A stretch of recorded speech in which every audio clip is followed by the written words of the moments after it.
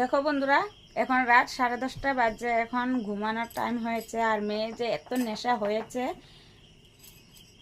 Art competition. কাল স্কুলে exam আছে আর্ট। আর এখন দেখো, এখন আর্ট করতেই আছে। আর এটা কিসের ছবি আঁকছে দেখো তো। ছবিটা তো দারুণ হয়েছে, আমার কাছে ভালোই লাগলো। এটা কিসের ছবি? এটা জগন্নাথ প্রভুর ছবি। দুজন যে আছে, দুজন কে কে? এটা জগন্নাথের মিত্র বলরাম। তাই নাকি? দারুণ হয়েছে। বন্ধুরা, তোমাদের কাছে কেমন হলো একটু অবশ্যই কমেন্টে জানিও।